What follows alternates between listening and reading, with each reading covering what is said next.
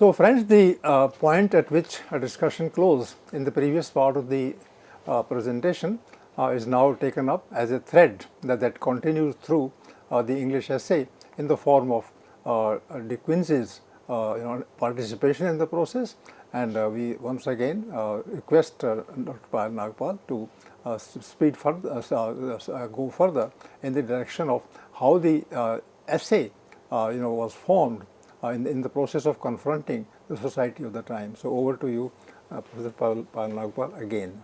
Thank you, Professor Prakash. So in the hands of Thomas de Quincey, the essay becomes very, very intense and layered, because we are looking at his own life, there's personal experience, his observations about society, his address to the reader, and also numerous literary references that are there. So in fact, he at one point says that he's writing something that happened 18 years ago, but he says that he sees it distinctly as if it were yesterday.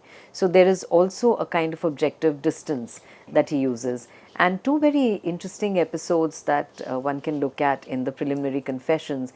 One is about the homeless child who clings to him, and one sees this as an instance of shared humanity. And the other is with the streetwalker, the sex worker Anne. So so he's staying in the house. It's an empty house, and there is a man who's associated with the world of law, probably an attorney, and he stays there, and there is a young girl who's also staying there. So he writes, he says, "We lay upon the floor with a bundle of cursed law papers for a pillow, but with no other covering than a sort of large horseman's cloak. Afterwards, however, we discovered in a garret an old sofa cover, a small piece of rug, and some fragments of other articles which added a little to our warmth. The poor child crept close to me for warmth and for security against her ghostly enemies," because she thought that there was a blue bed room, that there were ghosts there. So when I was not more than usually ill, I took her into my arms, so that in general she was tolerably warm and often slept when I could not. So here we see the two people who are absolutely without anything at all. They hardly get any food to eat, and they hardly have anything to keep them warm. And so as he kind of provides warmth to this young girl, and he regrets it that much later when he tried to look for that girl, he really couldn't locate her, and the same sentiments he echoes for Anne. So this being divested of everything, but to two strangers who are there together and providing some kind of warmth, is an instance of shared humanity. At the same time, we also see the romantic imagination and the romantic eye, which kind of goes back and captures this particular instance, because romanticism makes way for looking at people not only who are the well-heeled, but also the ordinary people and the less than ordinary people. And that's where we look at this girl, and we get to see, and we ask, what is this world all about? This is not a London of just some kind of glamour and glitz, but this is the real London, probably.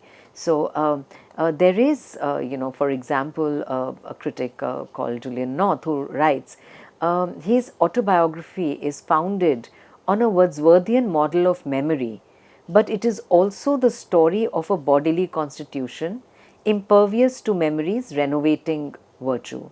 His physical sufferings as an adolescent have struck root in him and grown into a noxious umbrage that has overshadowed and darkened his later life.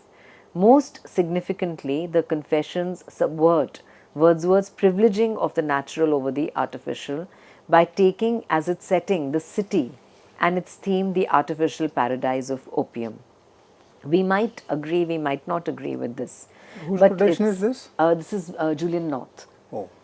So very perceptive. Yes, yes. And again, I think North's essay is able to bring out this kind of very layered understanding that is there in the Confessions, because there is a kind of moving. There is the romantic imagination, there is the perspective of the romantic poets, but here the setting itself is not the rural countryside, It's the and city. it's the city, and it's the industries. It's the very and fact that he's a talking room about in London, opium. which is partly in London, partly outside. And the very fact that he's talking about opium, which itself is something that tells us about what's happening in the city. So North is able to bring this out and says that, of course, where Wordsworth's focus is on the natural as against the artificial. So would you suggest that opium also could be could be symbolical of the hunger in the poor masses? Yes, that's very clearly indicated in his example of Manchester, and where the working class is not getting enough money to even have the basic ale or spirits. So North's understanding here is very important, because we realize that of course the perspective that is built up by De Quincey is that of a romantic, but at the same time, writing in the 1820s, when the fervor of 1789 is over, and in France, of course, the restoration has taken place, and the monarchy has been restored in 1815. So there is also a kind of going back into a more critical mode about it. So the setting here is the city, but in the city, Thomas De Quincey is looking at the people who are even lower than what the ordinary masses would be, like this young girl. So and he wonders, what the master of that house was doing. He's somebody associated with the Department of Law, and who was indulging in luxury, in a different kind of a worldview. So he says that thank God, even in those years, he never required kind of embellishments, and what he focused on, what he appreciated was, to quote Thomas De Quincey from the Confessions, is plain human nature in its humblest and most homely apparel was enough for me, and I loved the child because she was my partner in wretchedness.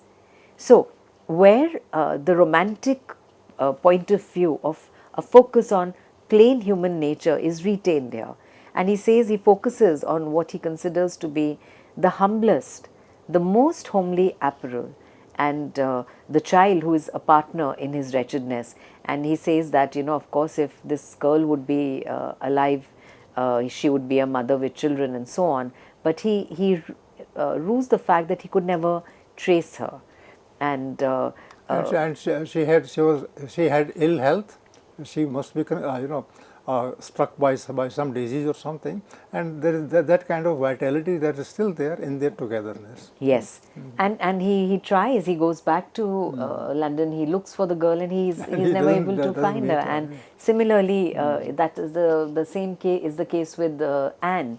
The streetwalker. That seems to be a scene from a novel. Yes, exactly. This is how people meet when they had earlier met, and now they want to get with them again, and they cannot. They cannot. So and the way in which that entire scene is described is indeed very dramatic. And then, of course, the episode that is there with Anne the streetwalker, and she's a sex worker, and she's a very, very young girl again, and how on one occasion, and he would walk a lot, because he would walk at night, so he would walk a lot with her, and on one occasion he just collapses, and on this occasion, and she runs off, and she returns with a glass of port wine and spices that acted upon his empty stomach, he says, and because he would have probably rejected all solid food, and instantly he was restored. And so he says, and he appreciates this girl, and he says, for this glass, to quote from the Confessions, Thomas De Quincey writes, and for this glass the generous girl without a murmur paid out of her humble purse at a time, be it remembered, when she had scarcely wherewithal to purchase the bare necessaries of life, and when she could have no reason to expect that I should ever be able to reimburse her. So, from one human being to the other, if there is one takeaway from Thomas de Quincey's Confessions is about empathy. It's about sharing the pain of other human beings and of forgetting. And he sees this potential only in people who are the commoners. It's that, young girl, or it's the streetwalker.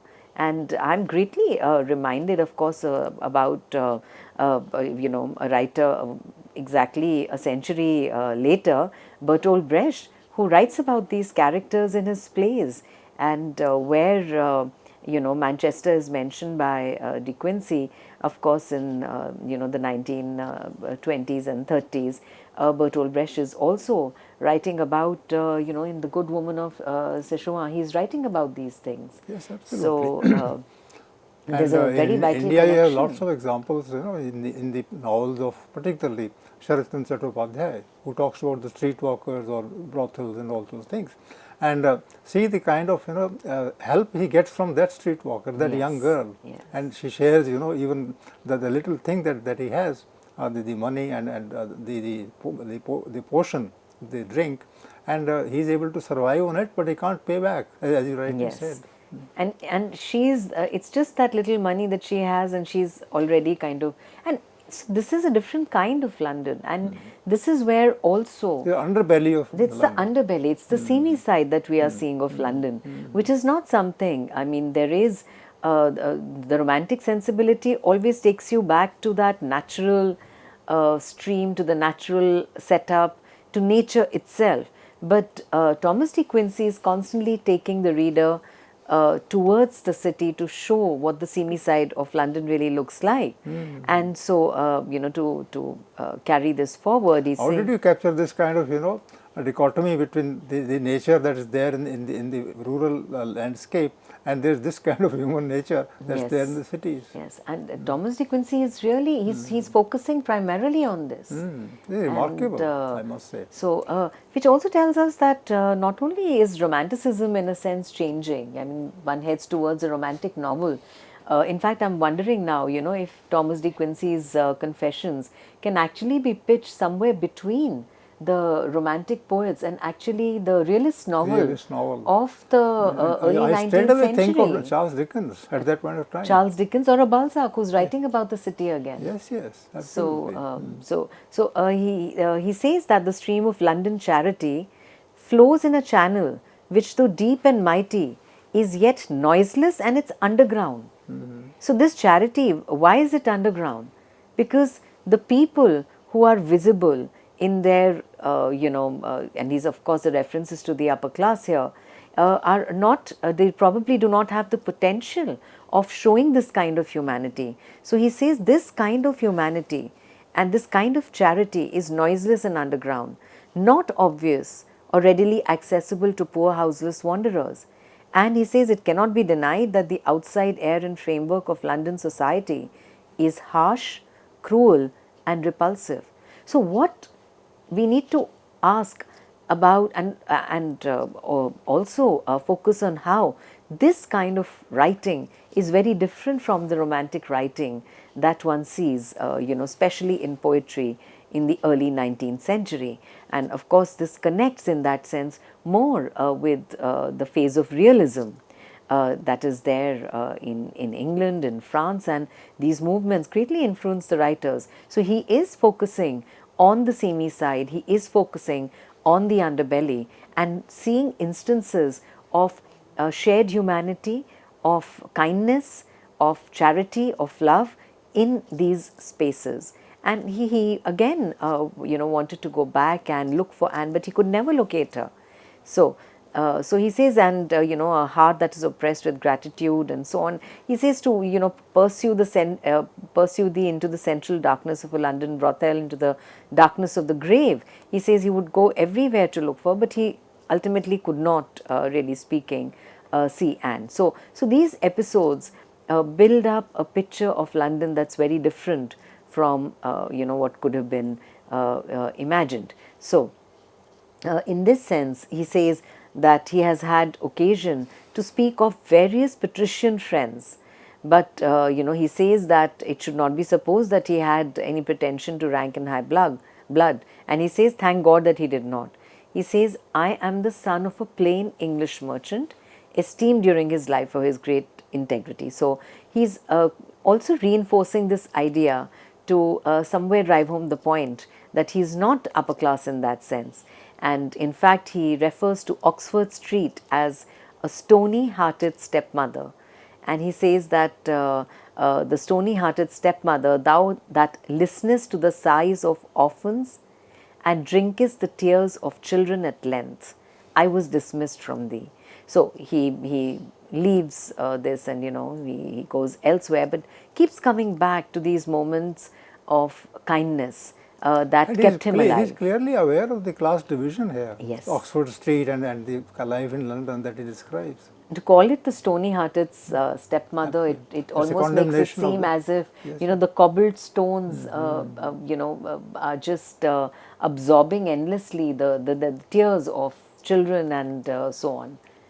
So and there's sheer anguish, there's the pangs of hunger that one sees in this, and that's where he talks about how he of course consumes opium, and he describes his mindset and also the way in which he suffers because of it. So the pains of consuming it are also kind of mentioned. It's interesting that he also talks about how he has studied the German writers and German metaphysics particularly, and he talks about Kant and Fish and Schelling and so on. So he talks about how he's living in a cottage with a single female servant who, amongst my neighbors, passes by the name of housekeeper. And so he is, and he has, his books are his treasure, and he has many books. So he is, which is why he also refers to himself as a philosopher. So he calls himself a scholar, a learned man, and somebody who's then able to partake of his own personal experience and use that to think about life, to think about these class divisions. And so he says that I may presume to class myself as an unworthy member of that indefinite body called gentleman. So he's not really kind of going ahead with it and saying that he's that gentleman, but he says he's that unworthy member. So of course one is also reminded, the stay with the housekeeper reminds one of Charles Lamb and Essays of Elia, a kind of double singleness that Lamb had talked about in his essays for Elia. So he says that in the pains of opium, he says that you will think perhaps that I'm too confident and communicative of my own private history. And so, which also tells us that we are looking at history of a different kind, an idea that was hugely popular in the early 19th century, again in the realist novel. I mean, in the sense that Balzac writes an essay, which is his preface to the Human Comedy, is about the history of manners.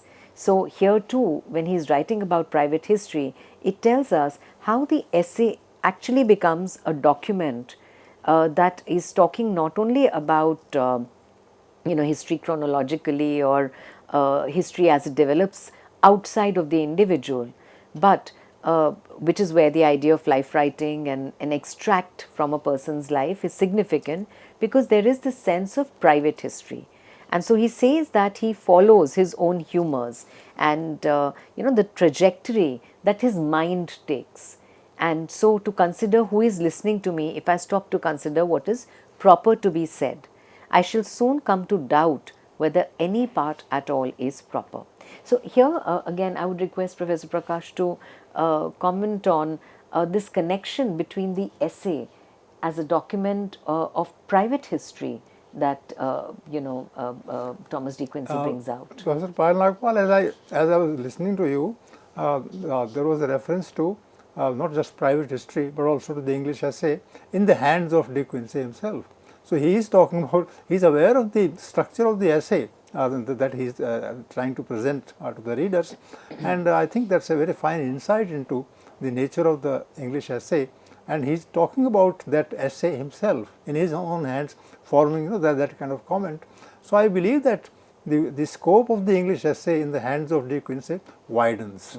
It starts covering more aspects of reality, and particularly those aspects which the normal, as you have clearly pointed out, as the normal imagination of the romantic poet would never capture. So that way he is going in the social direction, he is becoming critical of the class divide, and he is getting away from that romanticism which is popularized by his friends, in terms of the natural scene that they captured and presented there. So I think he is truly a realist, as you say, Yes. and he is a forerunner of writers like Dickens, who talk about children, who talk about the crushing of the individual in the hands of industry. So that goes on and on. In fact, it would, like you just said, that it would be a very good precursor actually to see the connections between Thomas de Quincey's rendering of the essay, the distinct turn it takes, and novels by Dickens, like Oliver Hard Twist Times straight and away Oliver Twist and so on. starts from there. Yes. And Dickens's time is 1930s, 1830s, and De Quincey is writing in 1820. So just the gap of 10 years, and you have a very important author, perhaps the most important author in the field of fiction there, along with George Eliot. And that also kind of connects his focus on the ordinary characters. I mean, his very long preliminary confessions are about instances and some of shared humanity with people who are really speaking, who do not belong to the structure of society, really speaking. And as you were talking, I was also becoming aware of the English essay being contained by the English novel. Yes. So some of the passages here straight away seem to be inspiring Dickens to talk about the plight of children in London, and that reminds me of the place that London has formed in the hands of these people. So London is an obsession with Dickens, and that seems to be the case in De Quincey also. And there's a very interesting literary evolution here, because if you look at, if one is to talk about the romantic poets, one would go to the pre-romantics in a sense. So we have the little black boy or the chimney sweeper of Blake, and then from there we have in the middle, we can say, De Quincey's Confessions, that then connect us directly to the formation of the novel in the hands of Charles Dickens. To make these are like social documents that tell us about not the pretty picture of London, but the reality and the focus on the real, which becomes so very important in the 19th century. So he says that, he places himself at a distance of 15-20 years, something he had mentioned earlier also. And so he says that he's conscious that he's giving to the reader a glimpse of society. And he says, and he supposes that he is writing to those who will be interested about me hereafter and wishing to have some record of time. So this consciousness of his essay being a kind of social document that tells not only about his confessions and his private history, but also about the London of that time. The entire history, he says, of which no one can know but myself, because these are his personal experiences. So, there is this attestation of the truth. Of the truth. As in he's just presenting it as my case, my evidence. Yes. And he says that it's important, which also raises the question, I think, about how important it becomes in the 19th century to talk about that personal experience. Today we might talk about writing, creative writing as resistance, or affect theory and so on. But I think one goes back and sees, in the 19th century. And how many times is the word history occurring in his case? So it's a historical document, social document, it's a document, all those things. So one actually associates him more with the realist movement in that sense than, of course. In fact, I would say it's a very good combination, really speaking, of the realist emphasis on history and society, and the romantic perspective that gives him the strength to look at the ordinary people in life. Would you say that if he were born 10 years later, he would be a novelist? It appears to be. The Confessions certainly are a precursor to this. Yes. So he says that the entire history of which no one can know but myself, because he is giving us instances of social life that are a part of his private history, of his growing up, but at the same time, they are a part of his place in society. So he says that he says that I am now capable of making, because I know not whether I can ever find time to do it again. So he says, I saw I must die if I continued the opium. I determined, therefore, that if it should be required to die in throwing it off. So this is where he, the conquest the self-conquest takes place, and he says, I triumphed. But think not, reader, that therefore my sufferings were ended, nor think of me as a one sitting in a dejected state. So he's not going into a pessimistic mode, but he certainly manages, because we are talking about the confessions of an English opium eater. So he talks about how he had started, what had drawn him to it, and the pain, and how finally he ends it on this note of triumph, that he finally managed to get away from the addiction. As a part of the conclusion, Professor Payal Nagpal, would you say something about the reader in the 21st century India, taking inspiration from people like Thomas de Quincey and other romantic poets? So I think one of the things that we probably take away from this series on the English essay is the way in which the essay, which is probably now ignored, the essay becomes central to the evolution of literary genres, and how they kind of form connections and resonate with different genres. For instance, let's say thematically picking up from poetry, but also in terms of its depiction of private history and society as seen by the individual, making it a precursor to the novel. So I think the position of the essay at different points of time, and this is of course with reference to Thomas de Quincey, that is a very important aspect of the English essay, because it belongs in different ways in different points of time to the other literary genres, and it creates its own space. And Thomas de Quincey's confessions, what we started with, life writing, the confessional mode, but most importantly of looking at it as a kind of social document emerging from private history. So friends, we have had a very good example of the English essay in the hands of Thomas de Quincey, and the conclusion also is very apt, that there is a kind of realism here, and that realism actually belonged to the English novel at that point of time.